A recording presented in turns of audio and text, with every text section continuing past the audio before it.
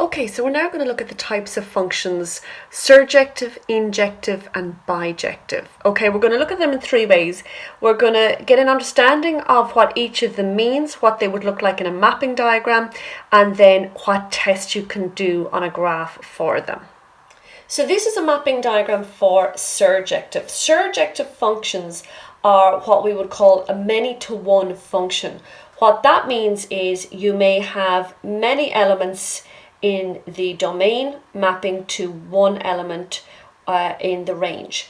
So it also means that every element in the codomain is used. So the codomain is equal to the range. In a horizontal line test, in other words, if you draw a line anywhere on that graph, anywhere cutting through the y-axis, in other words, then it would cut at least once. So this graph here would be surjective. And likewise, if I was to draw a horizontal line anywhere along here on this graph, it would cut the graph at least once. If I was to draw the line here, it would only cut it once, but if I was to draw the line here, it would cut it 3 times. So it would be at least once there as well. So that is also a surjective graph.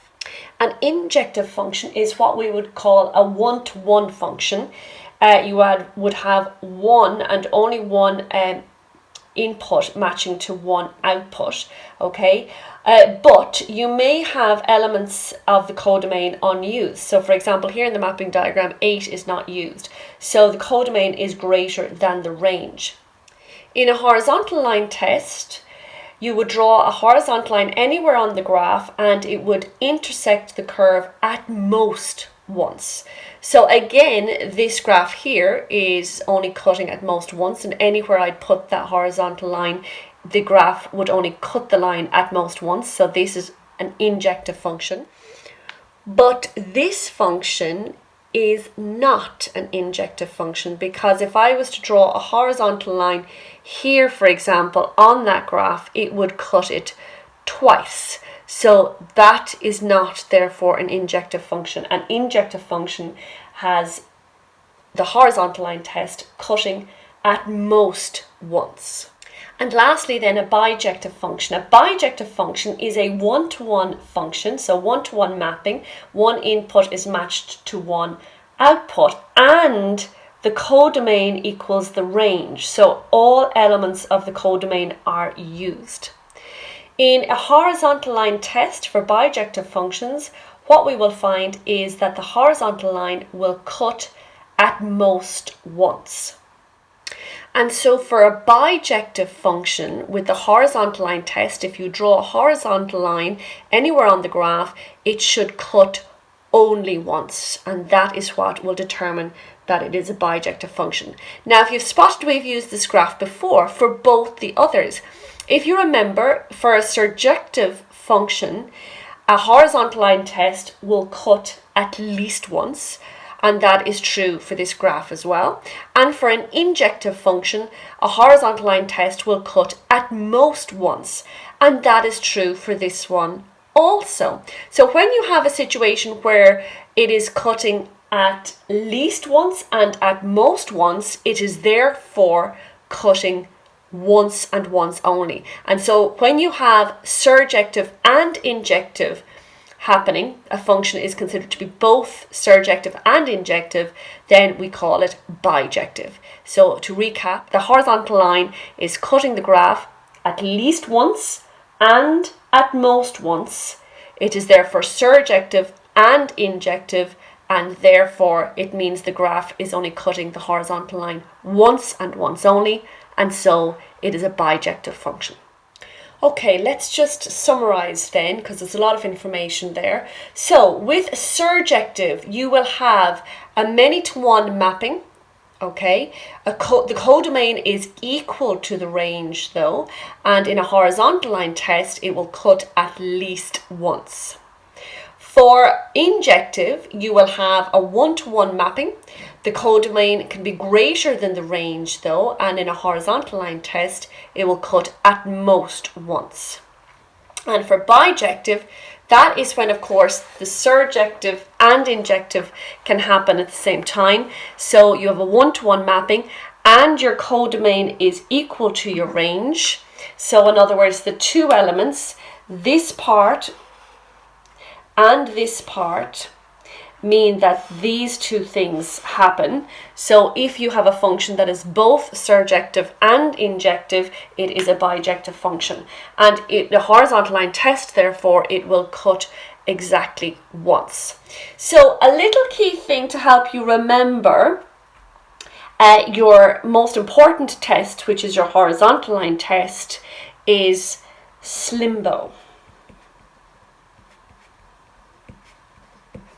Okay, so in other words, if it's surjective, it's at least once, SL. If it's injective, it is at most once, IM. And if it's bijective, it is once, BO. So SLIMBO will help you remember about your horizontal line testing.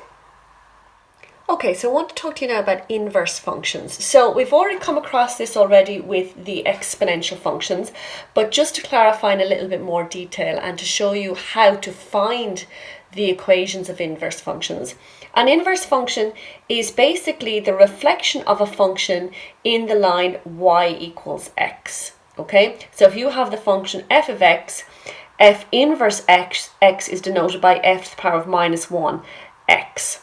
So as you can clearly see, it is a reflection of the f of x graph in the line y equals x. So this point becomes this point, the point xy becomes yx, and the point AB becomes BA. Okay, so let's have a look now algebraically at how to actually find the equation of an inverse function. Okay, so here are the steps. I'm going to go through them bit by bit with an example. So let's say you have the function f of x is equal to 3x minus 2. And I want to know what the inverse function is. Okay, so first thing you're going to do is replace f of x with y. So instead of f of x equals, we're going to do y equals 3x minus 2. Then step 2, we're going to express x in terms of y. In other words, get x on its own equals. So I'm going to add 2 to both sides and I'll get y plus 2 is equal to 3x. And then to get x on its own, I'm going to divide both sides by 3. So that will give me x is equal to y plus 2 over 3. So then what the steps say is replace y with x. So instead of y, we're going to put in x and put in the inverse function. So it's equal to the inverse function. So there we go. So a nice way to verify this is to show that f of 3 is equal to 7 and then the inverse of 7 is equal to 3. So what that means is f of 3 is equal to 7. Well, there's our f of x function. So f of 3 is equal to 3 times 3 minus 2, which is 7. And the inverse function, so f of the inverse of 7, putting it into our inverse function would be 7 plus 2 divided by 3, which is 9 divided by 3, of course, which is 3. So there we go. So it does work out. So f of 3 is 7 and the inverse of 7 is 3. Okay, so try this one. So if the function is f of x is equal to 2x minus 3, find the inverse function. In other words, find f of minus 1 x. Pause the video, see how you get on with this.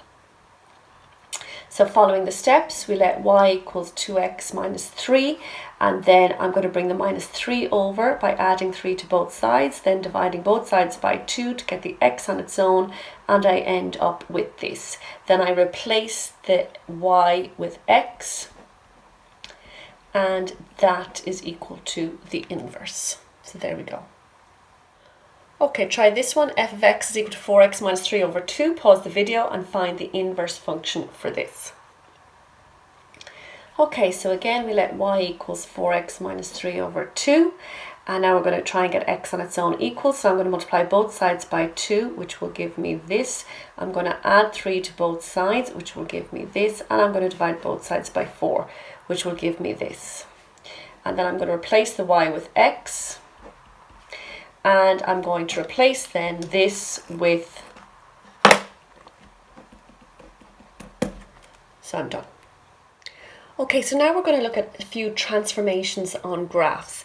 So let's say you have the function f of x is equal to x squared, and that's what's shown in black there, f of x is equal to x squared.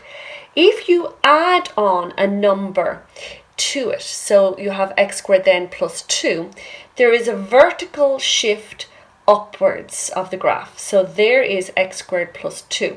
If you take a number away, then x squared minus 3, that's shown in red, it's going to be shifted downwards, in other words, a translation downwards then 3 units. So anytime you have a plus a, it moves the graph in a positive y direction. If it's minus a, it'll move the graph in a negative y direction. And so f of x minus 3 would represent a translation down 3 units. Okay, so that is whenever you have a function and then you add or subtract a particular value. So for this transformation, this is where you have a plus or a minus a kind of within the function, within the brackets of the function. Okay, so different to the one before. The one before was f of x and then a plus or minus a after that. This is different. This is an f of, and then the x plus or minus a is within the function, within the brackets of the function. And so what this represents then is a horizontal translation, okay? So where the one before represented a vertical translation, this one, when it is incorporated with the x in the brackets, is going to represent a horizontal translation. So for example, again, if we're starting with the example y equals x squared, which is our black curve here, the minute then you add 2 to the x in the brackets and then square it, it represents a horizontal translation left. Okay, so maybe opposite to what you'd think. The plus 2 within the brackets, all to be squared, will represent a horizontal translation or movement left. And so then if we minus 3 in the brackets and then square it, this is a horizontal translation again, but to the right. Okay, so that is the effect that it will have, that type of transformation on the graph. With this transformation, when you're multiplying the function by a minus, what you get is a reflection in the x-axis. So where you have y equals x squared, which is the black curve, y equals minus x squared is the red reflection in the x-axis. And just an additional note on that, say you have this function here, f of x, then f of minus x, where the minus is in the bracket with the x, this is a reflection in the y-axis, okay? So if the minus is outside the function, so minus f of x, it's a reflection in the x-axis, but if it's in the function like this, in the brackets f of minus x, this is a reflection in the y-axis.